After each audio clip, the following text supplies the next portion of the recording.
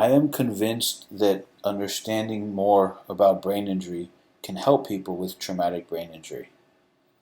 So I look at what I'm proposing here as a starting point for that. The original title, with the whole thoughts and opinions, was more like a working title. Anyway, here's the third talk I've done for the Building Brain Awareness to Help Support Brain Injury Recovery talk series, or BBA for short. So, hi, my name is Daniel Avesar. Um, I'm calling this presentation My Thoughts and Opinions on the National Academies of Sciences report. This report came out this year and is titled Traumatic Brain Injury, A Roadmap for Accelerated Progress. So a little bit about myself. I'm a brain injury survivor. I had a brain injury when I was 18 years old. It was pretty severe TBI. I have about a third of my skull removed due to subdural hematoma and a long recovery with many strange problems. I had about 7 to 11 years where I say that I was really constantly working on those problems and fixing them in very strange ways. The recovery, the feelings of the changes was also strange, just like the nature of the injury.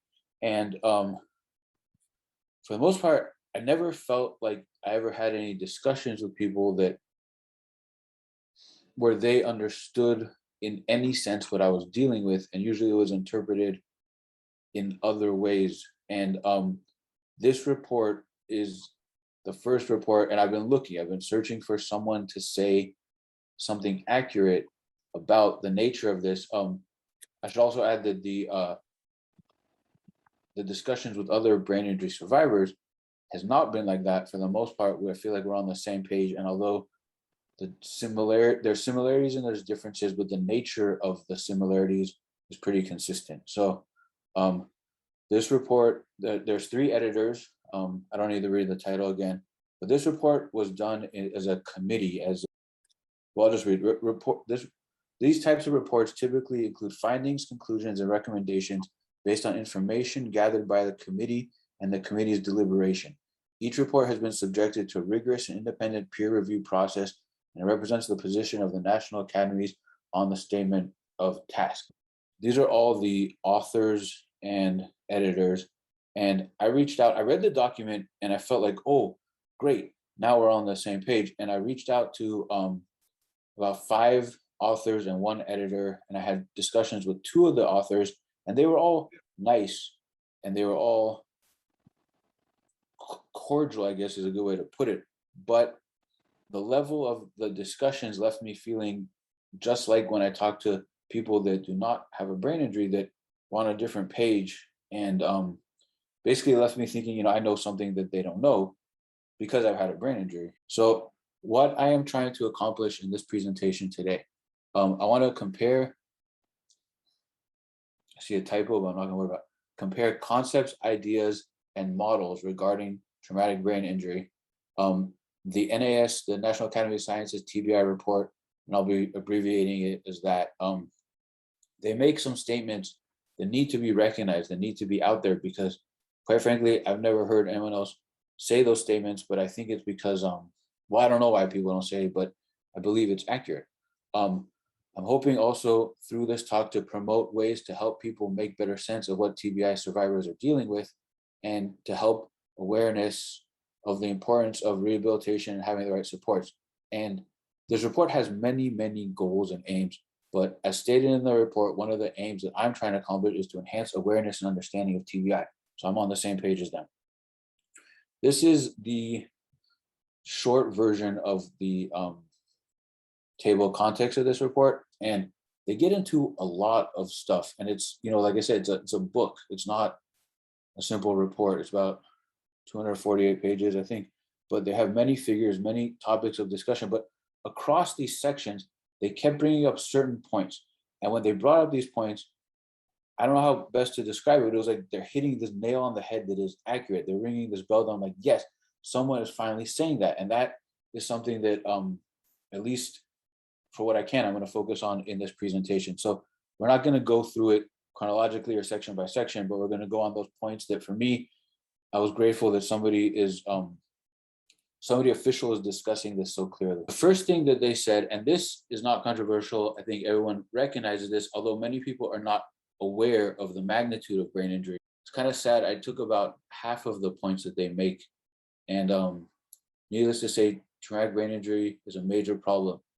They speculate that as many as 55.9 million people globally are estimated to experience a mild TBI, and 5.48 million experience severe. About 0.7% of the world's population. Some of these other facts: a year after injury, 53% experience a mild TBI, report persistent symptoms and functions. And I think that that's the people that I've gone to know, and that was my experience too. Just it lasts your whole life, really. There's racial and ethnic disparity. Also, if you saw our BBA series from last year, the prison system seemed very full of people with brain injuries. And needless to say, it's a major, major problem, and it doesn't really get recognition. And that's the next point, the lack of understanding. So this is a statement from Donald Berwick, the chair of the committee. And I had a discussion with him about this because he's new to brain injury. So he writes, "I came to my role as chair of this committee as a newcomer to the topic of TBI. Like any physician, indeed like any adult, I knew of people with acute injury from a contact sport, a bicycle accident, nursing home fall that led to sidelining for a concussion, quote unquote, a period of memory loss or evacuation of subdural hematoma. TBI was for me the name of unfortunate, usually obvious accidental episode, occasionally followed by acute intervention. Mild cases resolved and severe ones led to lifelong function loss. It was a serious topic, but it was rather simple. I did not realize how wrong I was. Now, after 15 months of hard work with a superb committee of clinicians, research scholars, and epidemiologists who have devoted their careers to the study and care of TBI, and after eloquent testimony from people living with TBI and their families, I can see the topic more accurately for what it is: a complex in texture, massive in scale, full of important research challenges, and largely as unrecognized or as misunderstood by the public and most clinicians as it was to me. TBI is not the name of an isolated, sometimes dramatic, but largely evanescent event. Instead, TBI is a significant but remarkably hidden burden for patients, families, public health, and healthcare costs through the nation and in every demographic group." A little bit more focused statement: a substantial body of evidence reveals that misunderstanding, inaccurate information, and lack of awareness from brain injury are common amongst patients and families, the public, educators, student athletes, health professionals without expertise in brain injury, and other groups. And so that has been very much my experience since my brain injury, that you walk around and nobody knows what you're dealing with. And I think that's been, what's the euphemism for it? Misunderstanding, but it's really so much more than that, because people don't, there's just a lack of understanding in any way. And then the other thing I want to say is I had two clinicians that truly did help me, but they helped me within the realm of their expertise, and that's what they knew. And I felt like anything outside of the realm of expertise was, again, in the same boat as this misunderstanding. So I thank the committee for writing this statement, because it's like somehow it goes unacknowledged, and to this day I still feel like that's the truth. One of the authors wrote a blog topic about this, and he calls it "The U.S. is failing to care for traumatic brain injury survivors, experts say." In the last month, I've spoken to people in Europe and Australia that feel like they're in the same situation. I think the combination of the major problem and the misunderstanding, the same story I hear over and over is that someone has a brain injury, they're left with no help, the doctors don't understand what they're dealing with, and then they're left in this situation. And as I talk to them, what they're telling me is like, oh my God, that sounds exactly, sometimes they use literally my words or words that I thought about. And so it drives me crazy. I had a discussion with a person in Norway about this yesterday. So thinking about TBI as a different sort of disorder is another thing that this report states. So again, I'm going to read this. They think of TBI as a mix of chronic and acute conditions. It is essential to recognize that TBI often has both acute and long-term physical, social, and psychological consequences, and that a person with TBI may experience ongoing new or worsening symptoms after discharge. Thus, individuals experiencing TBI frequently need long-term person-centered support that may require months, years, or even a lifetime of care and adjustment. So this is a good statement. I feel that it's accurate and consistent with my experiences, as well as what I've heard and listened to in other people. So a longer statement, and sorry, I won't be reading these forever, but I do want to read this one too. The term traumatic brain injury evokes an image of a sudden isolated event, dramatic surgical or medical intervention, and with good fortune, a cure, like a broken bone that knits together. According to that image, the injury is clear, the intervention acute, and the episode time delimited. TBI has a beginning, a treatment, and a predictable outcome. An overarching finding of this committee, however, is that the image is at best incomplete and at worst misleading for many people. Conceiving of TBI as an acute event with a clear endpoint also belies the burden it places on families, communities, and workplace, and its substantial financial and social costs. It is far more accurate to view TBI through a wider lens encompassing at least 4 domains that drive the trajectory of recovery: biological, psychological, sociological, and ecological, which they include economic, reflecting the mix of personal and social factors that affect the experience of and recovery from conditions such as a TBI. This biopsychosocial ecological lens reveals that for many patients, TBI is more complex and more hidden and imposes a more chronic burden than a simple event-based model would indicate. So I've never thought of the brain injury as an event-based model. It's like the event happened and then forever I'm in a different world. And they go on to then really elaborate on this biopsychosocial ecological lens. So the committee agrees that clinicians and patients need to see a comprehensive set of biopsychosocial ecological lenses to see TBI in all its dimensions. And that care and concern over time, not just in terms of bounded episodes, were the proper tools for the best outcome and most responsive and compassionate care. So they go on, they have this BPSE lens in a lot of places throughout the presentation or throughout the report. And I think that, simply put, this framework, the third point I have down, this framework enables a more complete understanding of the complex conditions such as TBI. And they go on to explain their model where there's a trajectory from a TBI where with the right BPSE prism, you can view what's the optimal path for a person and achieve the best possible outcome. But due to many biological, psychological, social, and ecological factors, you can stray from this. And I think that happens with most people. So I think that their BPSE model is missing something very important. In their statements, they talk about the BPSE model as fitting any other chronic condition, but brain injury is different. And brain injury has an injured brain part. And that's what I've been talking about for a while. Hello, Hilliard Center. Sorry, you guys.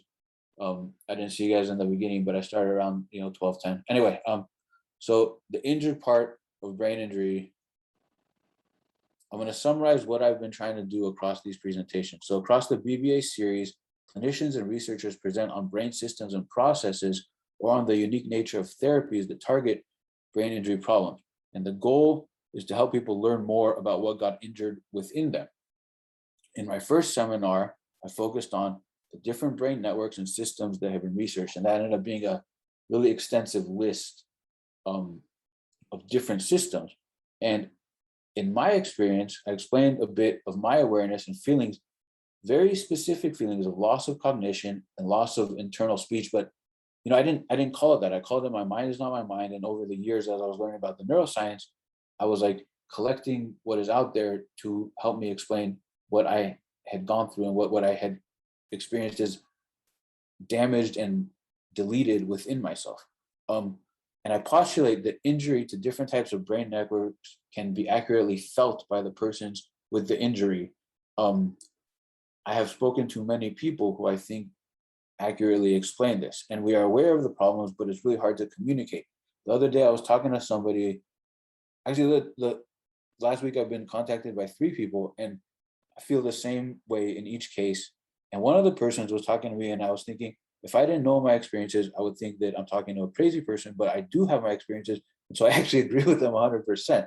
And okay, the second BBA seminar series I presented, I focused on the invisible aspects of brain injury. So brain injury is considered an invisible injury, but I think that there's very specific invisible aspects to it. And I postulated there's 3 types of invisible problems. So that's what the last 2 presentations have done. And let's pick up from there.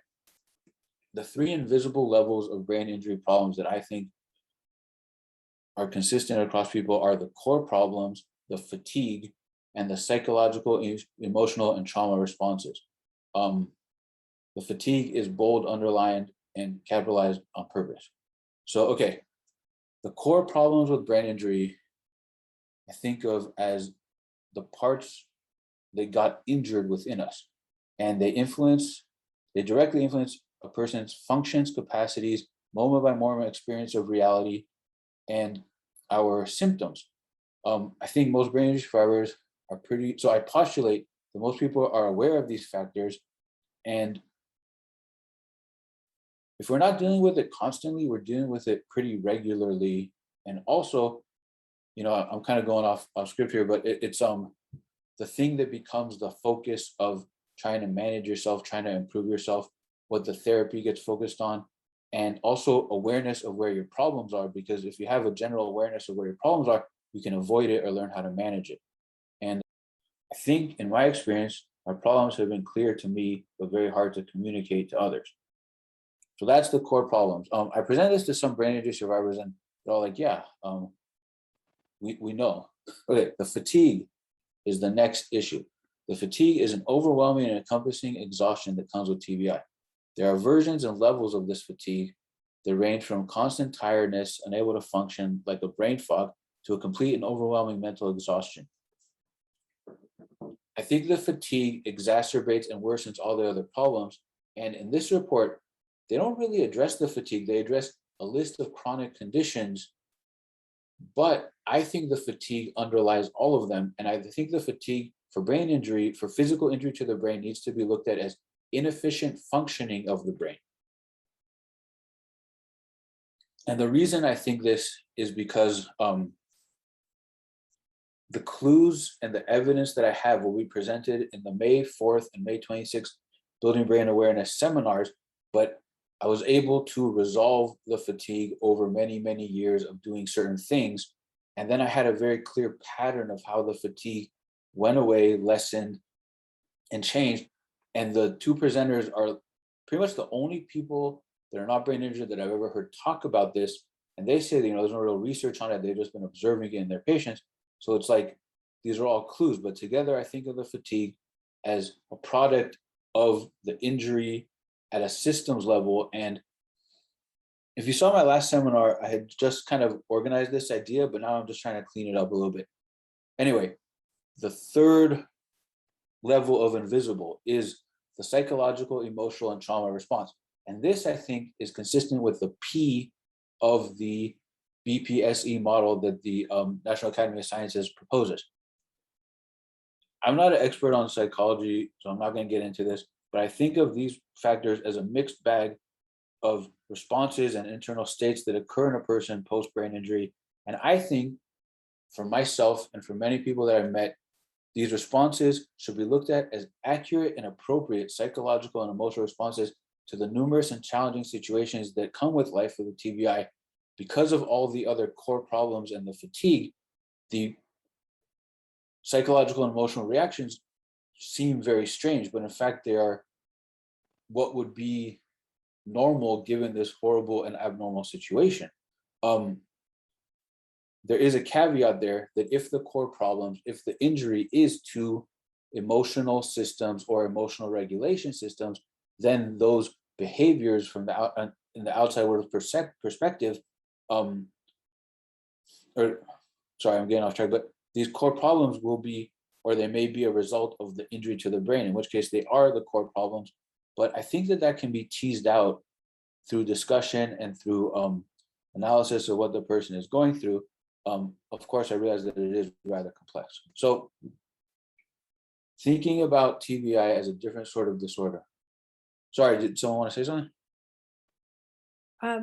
I just unmuted myself, Daniel, just to say, Excellent point. And I'm watching the chat, so you can close that box if it's getting in the way. Yeah, I ended up closing everything because Okay, otherwise I can't see my slides. And good. Perfect. okay, thank you. So thinking about TBI as a different sort of disorder.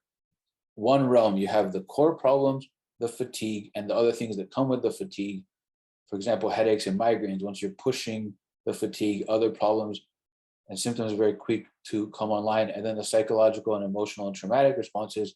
So we're sitting with that constantly, and that's you. And life happens. And I think TBI is a different sort of disorder because you try to do things, challenges, inabilities, misunderstandings with your interaction with the outside world happen, and you are unable to do what is automatic. And that's where the trauma happens. And that's where it happens over and over. And that becomes life with a brain injury. And it is a different sort of disorder. And it's not that one event that happened when you hit your head. It's all of these traumas and all these repetitions that continue and continue and continue. I think unless or it is remedied and helped if people support and understand you, and also if you find ways to deal with the core problems, deal with the fatigue, and deal with the psychological, emotional, and trauma responses. But this is how I think of TBI, and it is truly a different sort of disorder. Going back to the three invisibles now. I mentioned the May 24th and May 25th, there's going to be some talks that kind of substantiate my observations, but really I don't think there is research about this, and they don't look at it in this framework. I was reviewing what the report that I'm presenting on has to say, and they never come to this conclusion, I think because there is no research, there is no evidence. So that becomes a problem. I'm trying to gather evidence, and Experiencing My Brain is the name of my podcast. And I look at it as, if you need to look at it in a scientific process, I think of it as this is more the observations and helping people recognize what we are dealing with, because people don't even know what we're talking about. And that has been my experience. And I'm happy to say that across the recordings that I've done, I have found many people, although no one is identical to what I've experienced, many people have similarities. And for every single thing I went through that was strange, I now have a recording, I think, of every single thing. So I'm going to put out more podcasts, but those are the issues that we are dealing with. And I'll leave it at that. Okay, so thinking about TBI as a different sort of disorder, factoring in both the three invisibles and the BPSE model, which I still think is accurate. Just I think of the B and part of the P as what is being underlined in the three invisibles. So in the report, they give this example of physical, cognitive, and behavioral challenges experienced by this it's not a real person, but they just have, this example person. So I can't talk about this person, but I'm going to cross out the things that don't fit me, and I'm going to add the things that do fit me. And now I'm talking about myself. So this actually is pretty consistent from my problems. The physical had the headaches, the fatigue, nausea, sleeping problems. One of my biggest problems was my cognitive loss. And that was the strangest thing I've ever dealt with. Also, it took about 7 years to fix. And then I added behavioral, the alexithymia, which is going to be at a seminar on February 2nd.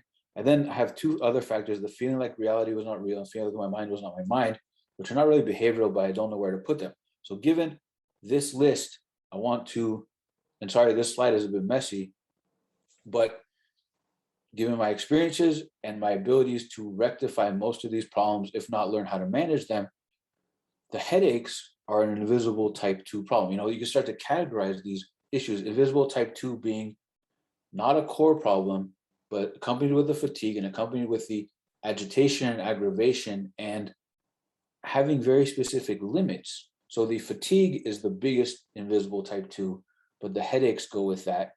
The nausea, I would push myself to this nausea point, and it was just so unmanageable. But if I don't push myself to that point, then those problems weren't there. I think of the sleep problems as a core problem.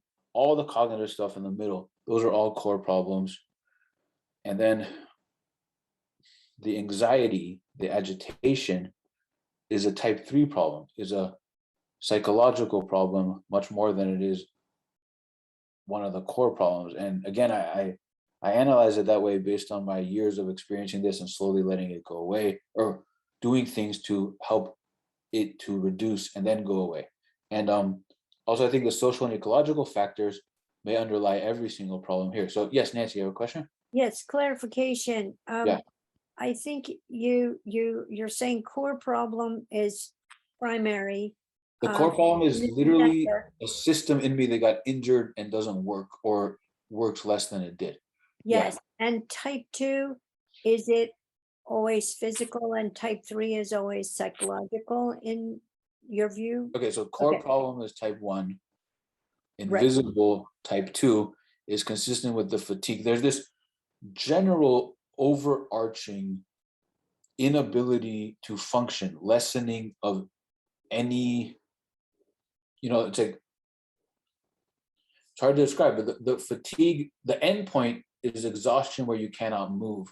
And before you hit that point, which is a product, I think, of having a dysfunctioning or not well-functioning brain, things lessen, things get harder to do, things get into brain fog, and things are just dragging, like the gears of what's in you are not working or working very slowly, and it takes so much effort. And that, although that somewhat gets into the core problems, type 1 of what got injured in us, it's this general fatigue and this general inefficiency, maybe is a good word, but it's hard to put words on it. One more point of Yeah. clarification, is that what's clear is you're sharing your experience personally with this, and some of us may actually put the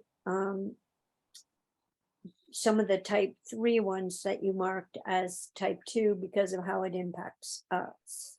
Sure. And I think for every person, if you have this categorization and you test it and you observe it, I think that you can gain some level of awareness and fitting of what feels right for you. But the difference between a core problem and a type 3 problem, I think, is drastic, because if you are remedying the core problems and not letting yourself get to that horribly frazzled, unable to function place that is you're at your limit, then the type 3 problems are not there. So it's And it's a distinction based on my experience, but I think it applies to other people. And I think that I hope that people here that are not brain injured, it may help those with the understanding of how these other levels can be so problematic. Yeah, right, and that's the goal with which I'm trying to even talk about this and dare to postulate that what I went through applies to other people. And to add to your point, Daniel, which I think you've made clear, but one way to recap is to also say you're breaking it out into physical, cognitive, and behavioral, because that's what the article did. But at the root of all these, it's physical, meaning So they use that biological term as well, but given the brain being injured and the brain having these systems and these functions, I think that biological is too general. It's not specific enough. And we have the hack becomes that we are aware of our problems. We deal with them every day. It's just that it's very hard to explain. It's very hard to articulate. And then, where I'm going to go with this is that I think people can believe what we're dealing with. So yes, it is biological. Their B has my 3 invisibles lying underneath it. And my psychological, emotional trauma response is consistent with their P. And then they get into the social and ecological, which I'm not even going to touch on that. Daniel, can you hear us? Yeah. Okay, we're here at the Hilliard, and Hey. there are a couple of questions here because Okay, shoot. A question. First of all, one of our participants can't hear you very well, and okay. We were just wondering if we might be able to get a printout or like a copy of this slide. I can make the slides available. Yes. When I was a kid, I had this injury. I was 18. Right. I did not, I had, one of my injury was, when I was aware of this, I thought I was fantastic. I thought it was great. I thought I didn't have this, my awareness was like, I had this power of like, oh my God, I've healed. Not until I became older. You know, Right. when I started to work in the environment where like I started to become like, what's wrong with this kid? I got actively more, I started to work, I started to get, I don't know, I was an 18-year-old without a high school diploma, I didn't really have a big depression period. Sure. I I was never. severely head injured, but still, I was an active kid and I was determined to, prove my worth. Okay. And I don't know, I mean, there are sure lots of head injured people that make it and make sure that they're not gonna, I don't know how to say this other than the noise that's coming out of my mouth right now. Well, I think for most people, and I had it where you think you're okay, and then you try to do things, and then you cannot, or the challenges become evident. And I think that self-evidence or realization part is the thing that is a hard part, but it's something that at least partly is what I'm trying to focus on, because we have an awareness and we have some levels of, oh, this doesn't work, or oh, this is injured in me. And I think that can be harnessed as a guide for help. Also, there's a time where you don't have that awareness, and I had that too, very carefree phase. And I also don't think that this might be fitting for everyone. I think some people may not be aware of it. For sure. The awareness itself is a brain. It's also a young brain, and like Right. a young brain, grows and it's still growing. So there's a factor in there that I think needs Sure. needs to be added into whenever we're talking about, brain injury. They get into it, and I'm just going to touch upon it because there's too many things to cover. But one of their key goals in this report is to accurately classify the different types of people with brain injuries. And I think that there's like pediatric, young adult, teenager. My brain injury was also when I was 18, and then adult, and then there's adults that had their brain injuries when they were young, which is different than the feeling of when you are an adult and it happens, and all of a sudden you lost something. Also, all of a sudden you're neuroatypical from yourself. All of a sudden, what is in you was not what was there before. So yes, they do make that distinction, and I had a list of all the characterizations, but I decided not to touch on it. Needless to say, yes, that distinction is very important, and this report brings it up, and I think it's a really good point. Any other questions? Or otherwise, I'll continue. Yes, Daniel, one Yes. more question or clarification. Yeah. I again, back to your 3 rings and the different categories that were core and level 2 and 3. Core problems, the fatigue, and psychological problems, Right. psychological issues. Would it also be reasonable to say that all of these things are biologically based, but the differentiation of the fatigue and the psychological emotional trauma responses might be something that an outsider may observe as symptoms? We experience them too, but it's also visible. The problem is the outside world is looking at them without this distinction, and psychological emotional trauma responses like the rage and the feelings, I don't know, there's so many feelings that come with brain injury. The outside world can see it as, oh, this is just a brain injured person reacting this way. A distinction would be if you try to think, to read, to do the things that you couldn't do, and then you just have a breakdown. The breakdown is not because I am emotionally unstable, it's because I can't even get a basic amount of information to be represented in my head. Versus somebody, and I don't want to point out people that I know, but it's like versus somebody that has really either emotional regulation dysfunction due to the brain injury, or injury to limbic system, injury to reward systems, that they just can't even the outside world, I think, sees us all as the same, but having experienced it and then talking to enough people, I think that there are these distinctions that are distinguishable, and they are Right, different. and Yeah. what I, A and friend what here. some of our guests have, are clearly, very aware of is that there is danger, and, I mean, like, because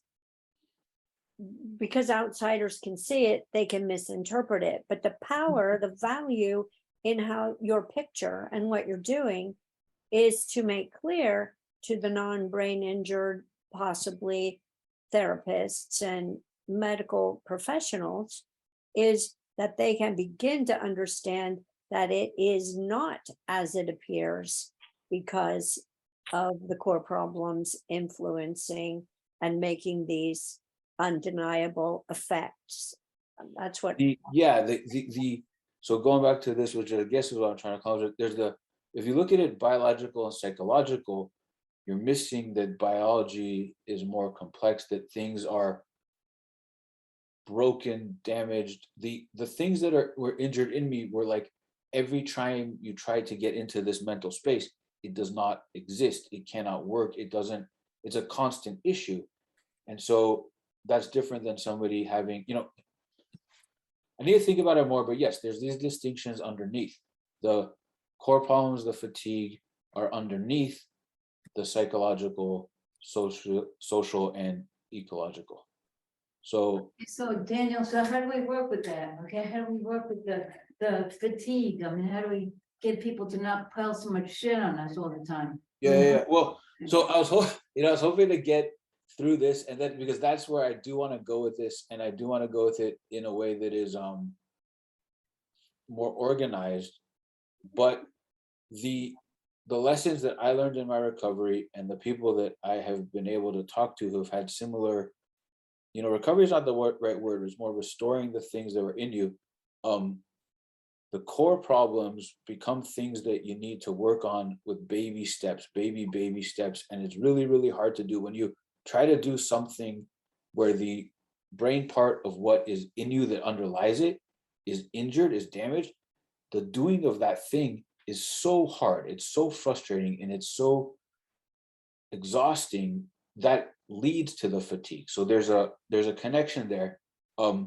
Learning how to be able to manage that and slowly work on it with the help of a therapist, or if you don't have a therapist, finding a way to manage your life so you can work on it becomes very important, and it takes a long time. The other thing there is that to, if possible, learn how to avoid it.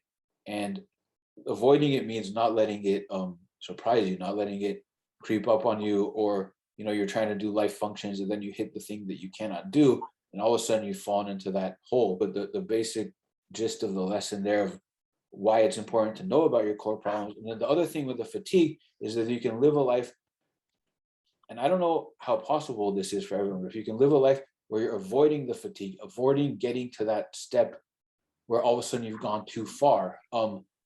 The presenter on May 4th, he calls it the 75% rule. He's a clinician. In my experience, I called it the 60 to 80% rule. And what that becomes is when you try to do something, you're doing it, bam, you hit the wall where you can't function. So you have to draw this invisible line long before you hit that fatigue, long before you hit that exhaustion. And if you have, in my experience, if you have enough time where you're not getting into that fatigue, not getting into that realm of pushing yourself too far, then things really do get better. And that's where I think the leveling up, which is the name of that episode that I just put out, comes into play. And it's a lot harder to do when you don't have external support, which is the next point we're going to get into. So this report does a pretty good job of talking about drastic differences in the long-term changes post-brain injury, and they make a distinction between some people improving versus some people declining. And I'll read this statement that they made, but also I'll just say that they have a really comprehensive review of all these different papers that are looking at all these different factors and trying to make sense of it. And given my experiences, I'm going to offer a framework for thinking about it. So the report reads that the past decade has seen a shift from the assumption that persons with TBI achieve a lifelong plateau following an initial period of recovery to recognition of the reality first identified by Maisel and DeWitt that a substantial portion of individuals experience late effects and evolving status. In some cases, patients experience recovery that is greater than initially expected, while in other cases, patients experience a decline. As reported by Whitnick and colleagues, almost half of individuals experiencing a change in their cognitive function between 1 and 5 years post-injury, with 24% improving and 24% declining. And then long-term outcomes from another study basically show that the third decline after previously reaching a plateau. So there's a lot of variability in how people do over the long term. There was only one paper in this review that talks about effort. And I think effort is a very important part of brain injury recovery. And I basically jumped ahead to the conclusions from the review is that level of effort is an active ingredient in inpatient TBI rehabilitation. While compliance with the 3-hour rule was not found to have a substantial effect on the outcome, the 3-hour rule is a criteria made to be able to be in inpatient rehabilitation. You have to be able to do 3 hours of work over a certain amount of days. And it's just a standard that was set up, and they basically showed that this standard has no bearing on brain injury. As I was reading this paper, I literally got an email from a friend saying, they're expecting her to do this, this, and this, and if she can do it, then she's fine. But you're not fine. It's these rules that they've set up don't apply to brain injury. But it's kind of sad because there's only one paper that they cite. But effort to regain, I think, is very important. Yeah. For what is lost. Yeah. You're Okay. So thinking about effort and thinking about the fact that certain people seem to do well, other people don't. I've been thinking of this model, or thinking about how to think about the effort to regain what is lost with a brain injury.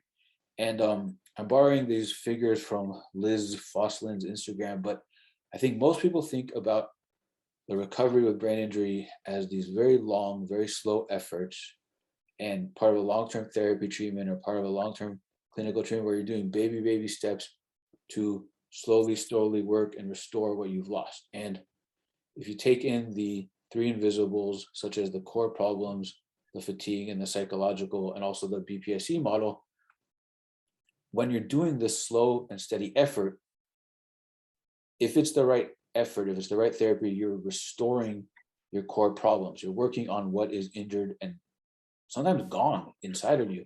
And it's very, very hard. But in discussion with other brain injury survivors, and from my experience, that's not even half the story.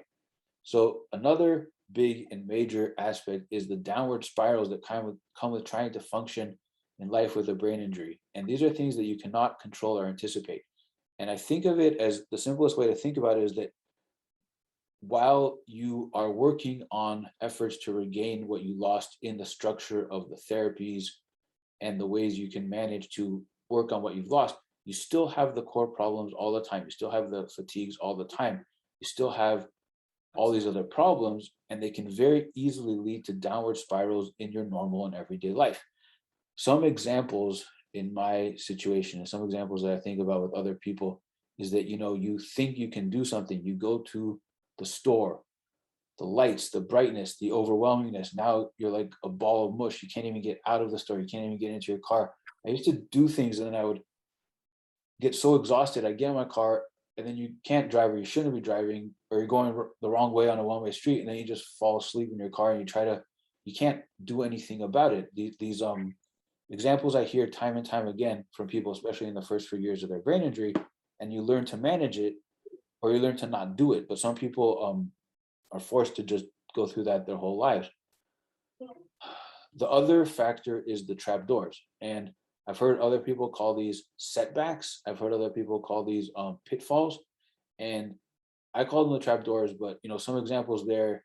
I was talking to someone recently. They had a brain injury. They're on the maintenance. They're doing everything right. They're more closer to normal. They go to mow the lawn. The noise, the action, they cannot function. They're worse than they were in the beginning. It's these things, the world falls out from under you. And I think this is why external supports become so essential. But a lot of times the external supports don't understand the trapdoors, don't understand the nature of the downward spirals. Some people I talk to with the downward spirals and the trapdoors, like they go to work, they think they can function, they can't do anything, they can't even fill out. I've spoken to maybe 6 people where they say they can't even fill out the paperwork to get the help. And then everything just starts to get worse and they don't know how to deal with it. They don't know how to explain it to their family. And then many people, their families don't support them because they don't understand what we're dealing with. They think we're lazy. They think they just judge us. And now through my podcast, I'm finally getting a few people in my family to actually understand what I've been dealing with. And my youngest brother, he's like, oh, this really is different than other psychological conditions. And I just I want to just yell yes, it is. So anyway, Yes, it is. Great point, Daniel. And I also want to add a question from our audience.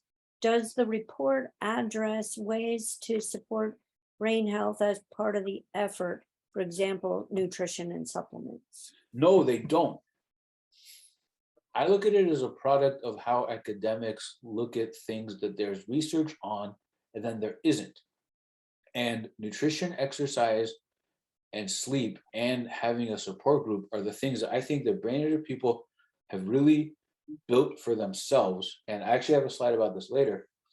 But because there isn't enough research about it, the report leaves it as we will have to look at this. We will have to take in we will have to have research to show if this is true or not, when in fact I think it's extremely true.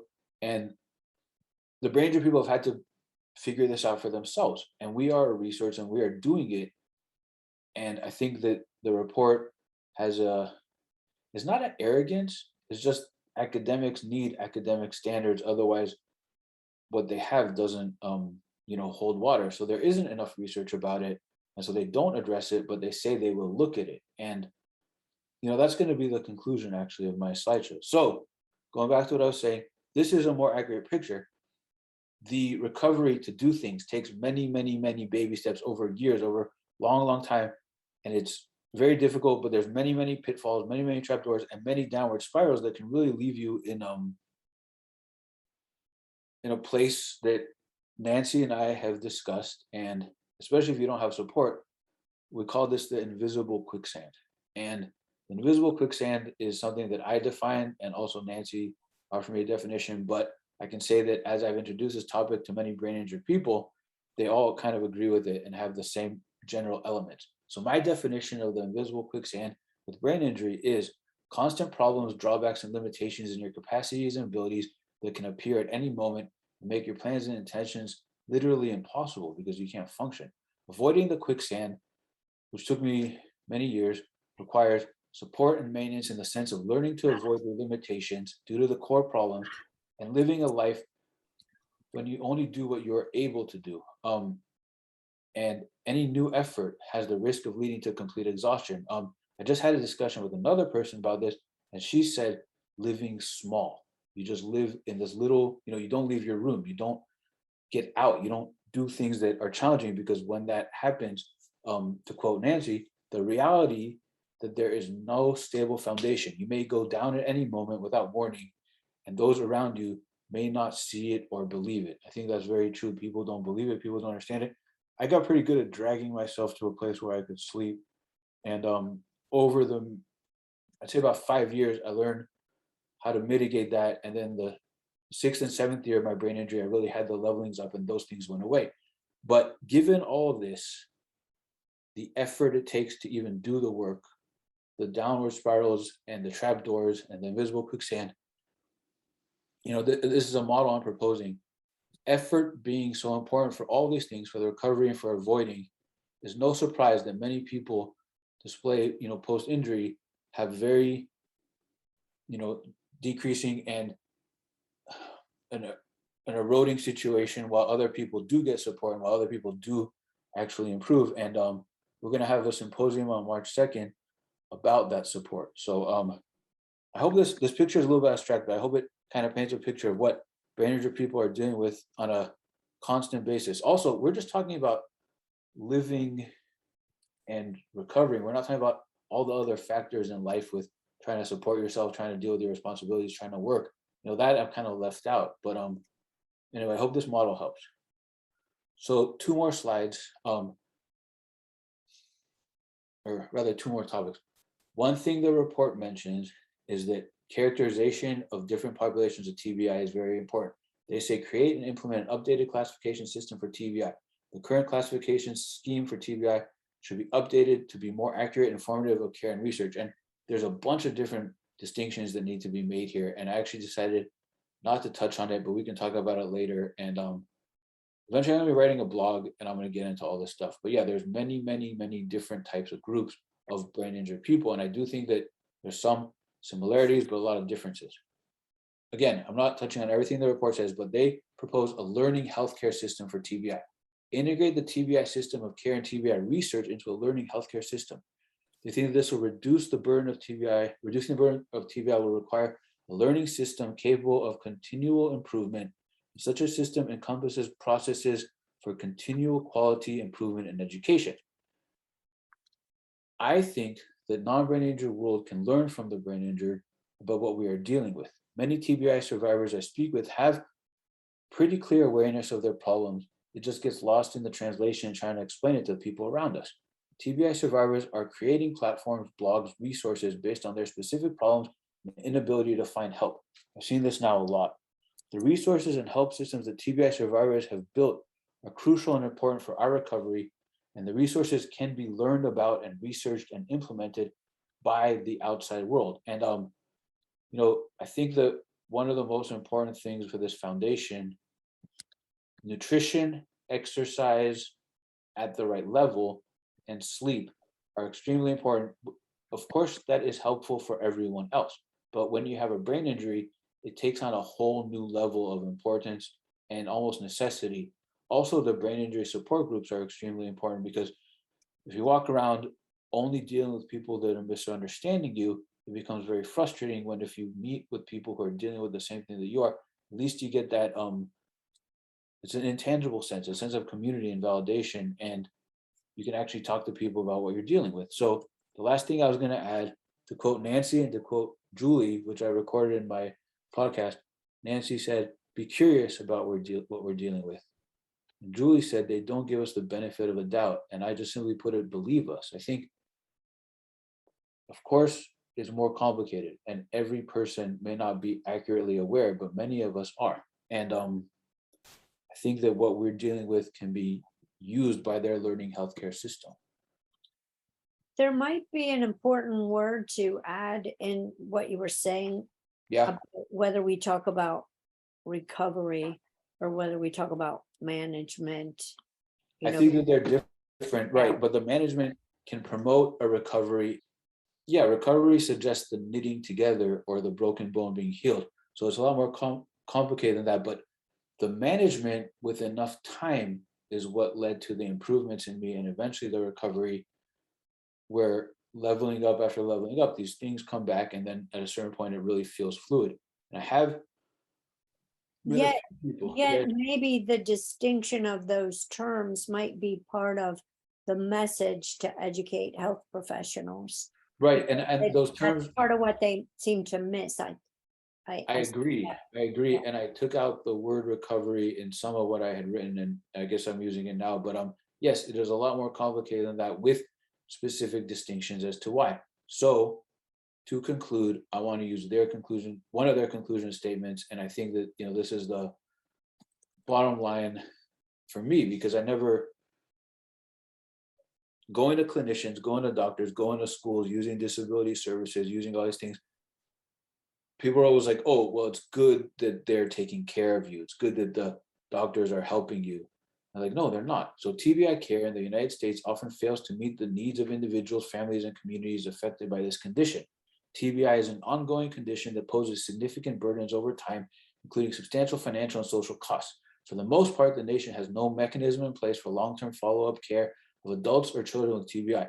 The results of this gap include needless death, squandering human potential, family stress, and soaring social costs. Because of this gap, the true morbidity, mortality, and cost attributable to TBI through though undoubtedly vast, are unknown. And yeah, nobody says that they don't know, that they don't understand, and that it's not being helped. But I feel like most brain injured people are in that situation, or people are creating their own supports, their own communities, and the brain injured world is kind of building itself up. But every person that has this affliction, this injury to their head, is then left in this situation to figure it out on their own. There's another thing, and I won't get into it too much, but they do point out that some areas actually have good doctors and good care. So it's not that everyone is on their own. There is a discrepancy. And I think the people who know more need to somehow be able to educate the people who don't. But I don't know, it's a big problem. So anyway, that's the end. Any questions or, okay, so I'm gonna turn off the slides. Dan, what do you suggest we do with this information? The misunderstanding being recognized as validation, to me, in the sense that you talk to people about what you're dealing with and people don't understand it, if we can somehow get them to understand that better, that would help. I hope that the idea of the core problems can help, and I hope that we can take this information like the baby steps and one step further to help people sometimes understand what we're dealing with. In some cases, they're not going to listen, so I don't know if it helps, but it's a start. And then the distinction between the core problems, the fatigue, and the other psychological problems maybe can help people to learn how to manage their problems better, or learn how to try to fix the core problems or work on the core problems, or it's not fixing it, but managing it is better. Also, I don't know, but at least now I have someone in the outside, we're recognizing that they don't understand what we're dealing with.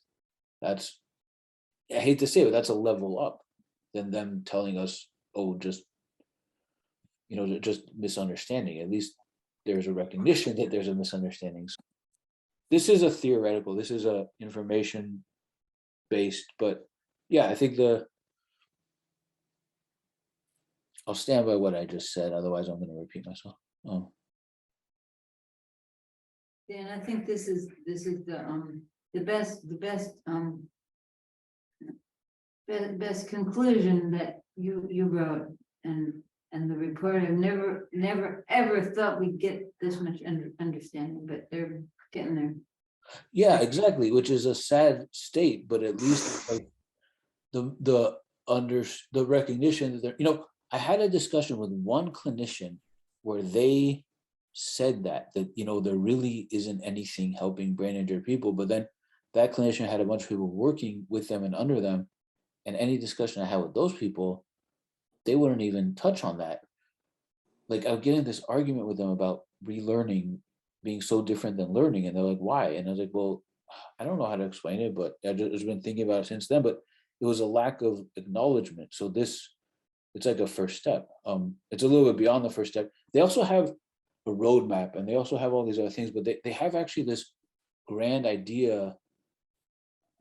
One thing in the report is that the clinicians that are supposed to be doing the things that they do, speech, occupational, physical therapists, and psychotherapists, are solving the problems. And like that, there's a huge problem there that they don't recognize. And then there's this there's a lot of things in the report that need to be built and need to be developed and need to be researched, but at least it's a acknowledgement. Anyone else have any questions? Say, Dan, you've done a tremendous job here. Thanks. You have taken complexities and have broken them down in ways that I think there's hope to communicate better and get this into a realm of being able to study better as well by researchers. There's a lot I put in the chat that Nancy's been responding to, and I've also recorded what I wrote, so I'll send you an email with my reaction to your presentation. But I think you've done us a tremendous service in providing us this seminar. Thank you. Thanks. And thank you. And that's how I said, I don't know if you were here in the beginning. I'm like, I feel like I'm processing this stuff, I vomit it out, and then I try to shape the vomit so eventually it looks nice, but it can definitely be made more concise and more consolidated. And I'm just like trying to take, I have all these experiences and then I have these ideas about my experiences, and a lot of stuff's very emotional for me. And then I'm reading these things, I'm trying to like put it together, but it can be made more concise and it could be made cleaner and easier. And this talk series and the podcaster, I'm trying to build it and put it out there so it's still very fresh. So anyway, thanks for saying that. And I see the clinicians are left, but that's okay. At Well, least there's one clinician still on. Sure. I mean, I don't really have that much to add. I'm a clinician. Most of my experience with head injuries has been in the school-based setting. So really dealing largely with acute stuff. And it's pretty remarkable how long it's taken for that information to flow into the schools settings. yeah. But what's never really been addressed in my experience has been the long-term effects, and how so many people, so many kids, teens, and adults now are walking around with unresolved brain injury. And we think it's their personality, we think it's their ADHD, or it's a learning situation, but really I think there's a lot of unresolved head injury. Well, And so it is now, they're because of their injuries, their emotional stress as they get older, that head injury affects them. I would like For to ask, sure. what exactly is resolved head injury? And the labeling it or having What is the result? What exactly is a resolved head injury? Well, I mean, that's a good point. Yes. It's resolved is to what degree? I mean, you're gonna be, you got that head injury until you die, I mean. okay, what one definition for resolved, which is going to be a moving target, is that you recognize that if you have attention problems or other core problems, and I've had discussions. Can I tell you what a resolved head injury in the state, of Oregon, to the state of the United States? Resolved head injury is when you make enough money to get you out of the system. That is a resolved head injury, according to the country. Okay, Say resolved head injury. I think that's stupid. That's a stupid term. I'm sorry to use to get There's no upset. such To get thing. upset. Resolve. Fine, then resolved is not the right word. A Yeah. governmental term. Don't use resolve. There's no That's such stupid. thing. There is no such thing. Yeah. Well, I Yeah. know, but that's what I'm saying. If that's resolved in that term, and that is awful. That's an awful term. And I'm sorry, I'm not upset with you at all. Yeah, But well, if I you're- never even used it. I was just trying to borrow the parlance of the You work discussion. in the school system. That's a system. If they say resolve, that means when you get older from the school system, you're not gonna be able to get any freaking work at all. That's really, it's to my heart. Because I was in the social system as a teenager because I was head injured. And then I worked hard, being a good soldier, trying to get out of the system because I thought that's what you have to do as an American soldier, as an American citizen. I did that. I worked hard. I got off of it. I was a caregiver. I was good boy. And then the system said, oh, you're working too hard.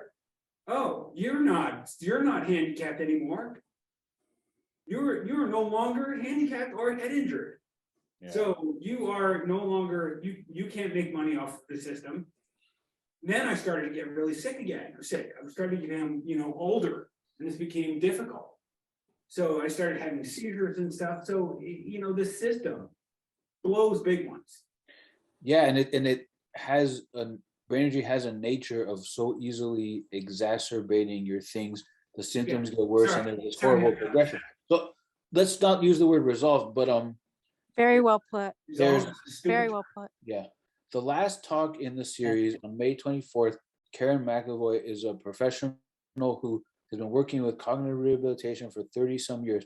And she described in one of the talks that I watched, and I've been watching a lot of talks, this external perspective of the changes that people are dealing with. And she talks about the fatigue and the slow inability to the I call it the gears in me not working, and then the memory problem. She has this clear progression from the outside, but I'm like, hey, you just described what I've been through. I've been through from the inside, and so we had this discussion. She'll be the last presenter, but I think that a something I would like to see happen is that the people understand what the person is going through, and maybe it's back off, or maybe it's just allow for recognition and allow the person to have their own slow progression in dealing with their problems in a way that are accurate to their problems, just recognizing it. This report talks about understanding brain injury. I don't like the word understanding, but it's making more meaning of it, and that would be beneficial. And I think that is, it doesn't exist. It's a big problem. It doesn't exist. And I talk to brain injury people about it, and I talk to people who are family or caregivers of brain injury people, but that's only people that know about it. No one else really cares. So it's a difficult situation. And that's why I like this report. They acknowledge the lack, they acknowledge the misunderstanding. Yeah, They have a lot of grand goals, and great. I hope I'm going to send this to them. I hope they look at it, but it's like, if they have a learning healthcare system, like I said, they can learn from us. They can listen to us. Not everyone's the same, but let's say some people are in a certain boat where they have awareness of their problems, work to fix it. It can be grown. So yeah.